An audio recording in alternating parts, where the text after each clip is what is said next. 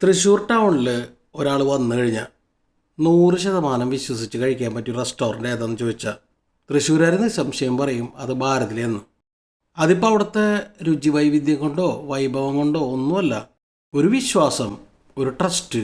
അത് കാലങ്ങളായിട്ട് ഭാരത് അങ്ങനെ നേടിയെടുത്താണ്.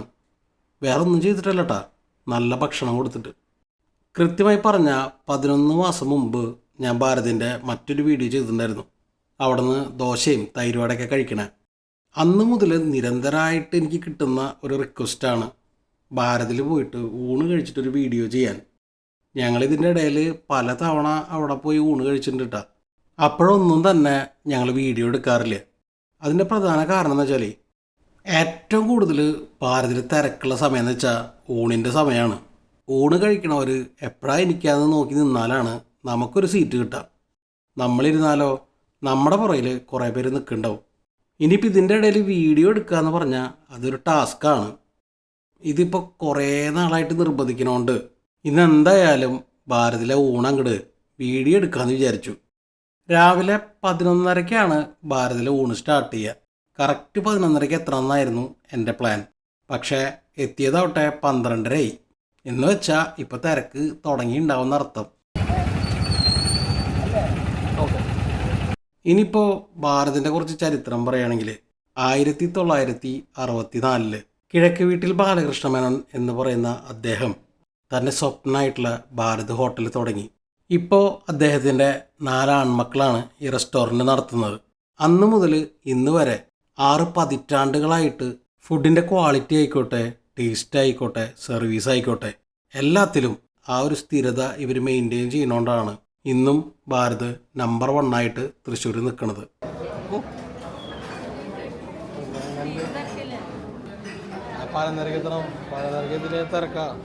കുറച്ചു നേരം പല ടേബിളിനെ പുറകിൽ പോയി നിന്ന് അവസാനം ഒരു സീറ്റ് ഒപ്പിച്ചു.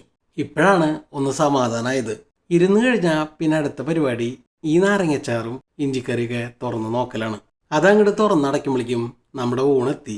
അമ്മ മട്ട റൈസും ഞാനും ദീപും വൈറ്റ് റൈസാണ് പറഞ്ഞത്. ഭാരതിൻ്റെ മറ്റൊരു പ്രത്യേകത ചോദിക്കാണ്ട് തന്നെ ഇവർ 2 പപ്പടം തരുന്നുള്ളതാണ്. അത് ഞാൻ വേറെ എവിടെയും കണ്ടിട്ടില്ല. തട്ടിലത്തെ ഐറ്റംസൊക്കെ ഓരോന്നായിട്ട് അങ്ങോട്ട് ഇറക്കി വെച്ചു. അവിയലും പായസവും ഇറക്കി വെച്ചില്ലേ, വേറെ ഒന്നും ഉണ്ടായിട്ടല്ല, പപ്പടത്തിലൊരു കൂട്ടായിട്ട് അതവിടെ ഇരുന്നോട്ടെ. ബ്രേക്ക്ഫാസ്റ്റ് കഴിക്കാത്തോണ്ടേ ലേശം ചോറ് കൂടുതൽ വിളമ്പി. എന്നിട്ട് നല്ല ചൂടുള്ള സാമ്പാർ 2 തവി അതിൻ്റെ മേലേക്ക് ഒഴിച്ചു. ഇനി സാമ്പാറും കൂട്ടി കുഴയ്ക്കുന്നതിന് മുമ്പ് അമ്മയും ദീപും ഹാപ്പിയാന്ന് ഉറപ്പ് വരുത്തണം. അതാണ് ആദ്യത്തെ പടി.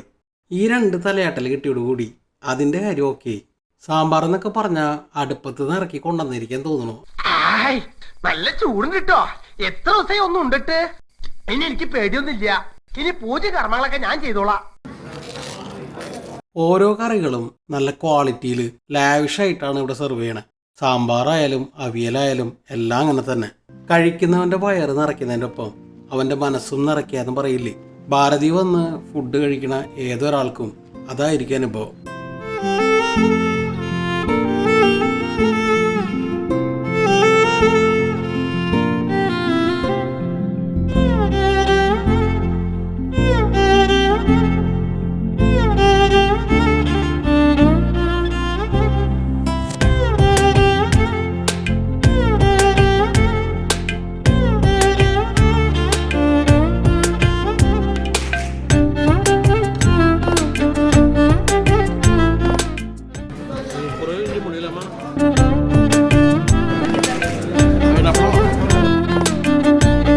ദീപുവിന് ഏറ്റവും ഇഷ്ടമായത് പൈനാപ്പിൾ കറി ആയിരുന്നു.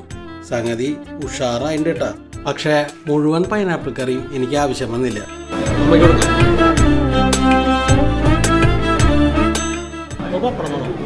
ഒരു ഊണിന് 3 പപ്പടോ എന്നാണ് നിങ്ങളുടെ ചോദ്യം എന്നുണ്ടെങ്കിൽ ഒരു കാര്യം നിങ്ങൾ മനസ്സിലാക്കണം. ഭാരതിൽ തൈരിൻ്റെ ഒപ്പം കൊണ്ടാട്ടമുളകില്ല.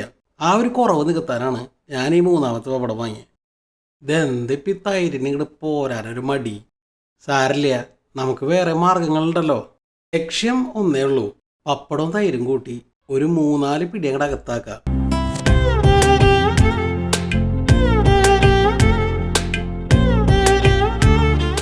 പപ്പടം പൊടിച്ചെങ്കിലും കുറച്ചുകൂടെ ഒരു ഉപ്പിൻ്റെ കുറവ് തോന്നി. ഇപ്പോൾ സംഗതി ഉഷാറായിട്ടുണ്ട്. നല്ല കട്ട തൈരായോണ്ടേ ഒരു വറ്റ് പോലും ബാക്കി വെച്ചില്ല. അത് കഴിഞ്ഞ് ഒരു ഗ്ലാസ് മോരും പിന്നെ ഇത്തിരി രസവും കുടിച്ചു. രസവും മോരും എല്ലാം അടിപൊളിയായിരുന്നു. ഇനിയിപ്പോൾ ഗോതമ്പ് പായസം മാത്രമാണ് ബാക്കി. അതും കൂടി കുടിച്ചിട്ട് ആ ഊണം കൂടെ അവസാനിപ്പിച്ചു. അപ്പോൾ നമ്മുടെ സപ്ലയർ ഏട്ടൻ വീണ്ടും ഒരു എക്സ്ട്രാ പായസം കൂടി ഞങ്ങൾക്ക് കൊണ്ടുവന്നു തന്നു. ഗോതമ്പ് പായസമല്ലേ, എങ്ങനെ വേണ്ടാന്ന് പറയാം. അതും കൂടി കുടിച്ചിട്ട് ശരിക്കും ഊണം കൂടെ അവസാനിപ്പിച്ചു. അപ്പോൾ ഇതാണ് നമ്മൾ കഴിച്ച ടോട്ടൽ ബില്ല്. മുമ്പ് ചെയ്ത നമ്മുടെ ഭാരതിൻ്റെ വീഡിയോ നല്ല റീച്ചായതുകൊണ്ടേ ഇവിടെയുള്ള 1-2 പേര് ഞങ്ങളെ തിരിച്ചറിഞ്ഞു കേട്ടോ. ഇത്രയും തിരക്കിൻ്റെ ഇടയിലും അവർ നമ്മളെ നോട്ട് ചെയ്തപ്പോൾ വലിയ സന്തോഷം തോന്നി. ഭാരതിയിൽ നിന്ന് ഇറങ്ങിയിട്ട് ഞങ്ങൾ നേരെ സെലക്സ് മാളിൽ പോയി ഓരോ ലൈം കുടിച്ചു. എന്താ തിരക്കല്ലേ ഭാരതിയില്ല, ഊണ് കഴിക്കാൻ തന്നെ സമയം കിട്ടാത്ത അവസ്ഥ. അത്രയും തിരക്ക്, എങ്ങനെയൊക്കെയോ കഴിച്ചു തീർത്തു. അതിൻ്റെ ഇടയിൽ ഒരാളിവിടെ ശരിക്കും ഇഞ്ചി കടിച്ച് കുരങ്ങിൻ്റെ അവസ്ഥയിലായിരുന്നു. നിങ്ങളെല്ലാം പറഞ്ഞ ജിഞ്ചർ ലൈം വേണമെന്ന്. ആ കുടിച്ചോ, എങ്ങനെ Deepa red lime ginger lime ഒരു വലിയ വലിച്ചു നോക്കി വേണ്ടേ? വലിച്ചു നോക്ക്, എന്താ അവസ്ഥ എന്ന് പറയണ്ടേ? നോക്കടി, ട്രയൽ അടിച്ചോക്ക്.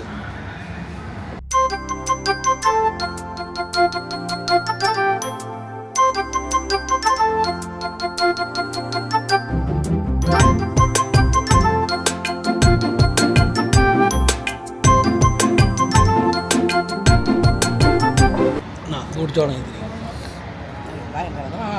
ഏതാ തണുപ്പ് പറ്റില്ല, മധുരം പറ്റില്ല, അങ്ങനെ ഓവർ ഹെൽത്ത് കോൺഷ്യസ് ആയതുകൊണ്ട് അമ്മയ്ക്ക് ഇങ്ങനെ ഇടയ്ക്കിടയ്ക്ക് പടി കിട്ടാറുണ്ട്. അവസാനം ഈ സാധാ ലൈം കുടിച്ചപ്പോഴാണ് അമ്മയ്ക്കൊരു ആശ്വാസം കിട്ടിയത്. അങ്ങനെ ലൈം കൂടിയൊക്കെ കഴിഞ്ഞിട്ട് ഞങ്ങൾ നേരെ വടക്കേ സ്റ്റാൻഡിൻ്റെ അവിടേക്ക് പോയി. നമ്മുടെ ശക്തന്തപുരം പാലസ് നവീകരണമൊക്കെ കഴിഞ്ഞ് തുറന്നുണ്ടല്ലോ, അപ്പോൾ അവിടെ പോയിട്ട് കുറച്ച് നേരം ഇരിക്കാമെന്ന് വിചാരിച്ചു. പാലസ് അടച്ചാൽ പിന്നെ വടക്കേ സ്റ്റാൻഡിൻ്റെ ഭാഗത്തേക്ക് വരുന്ന തന്നെ കുറഞ്ഞു. ഞങ്ങൾക്ക് ബസ് കിട്ടണമൊക്കെ ശക്തന്തപുരം സ്റ്റാൻഡിൽ നിന്നാണ്. വടക്കേ സ്റ്റാൻഡിൻ്റെ നേരെ ഓപ്പോസിറ്റ് തന്നെയാണ് ശക്തന്തപുരം പാലസ്. 1795 കൊച്ചി രാജാവായിരുന്ന രാമവർമ്മ തമ്പുരാൻ കേരള ഡച്ച് വാസ്തുവിദ്യ ശൈലിയിൽ പുനർനിർമ്മിച്ചതാണ് ഈ പാലസ്. രാവിലെ 9:30 മുതൽ വൈകിട്ട് 4:30 വരെയാണ് സന്ദർശന സമയം. ഡൗട്ടൊക്കെ തീർന്നിട്ട് ഇനി ചോദിച്ചോ, നിന്റെ ഡൗട്ട് പറട്ടെ.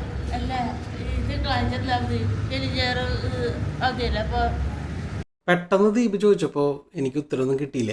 പിന്നെ ആലോചിച്ചപ്പോഴാണ് തോന്നിയത് ഞായറാഴ്ചയാണ് കൂടുതലും ആൾക്കാർ വരിക. അതുകൊണ്ട് തന്നെ ഞായറാഴ്ച മുടക്കാൻ പറ്റില്ല. തിങ്കളാഴ്ച ആകുമ്പോൾ ഒരു മനുഷ്യനും വരാനും ചാൻസ് ഇല്ല.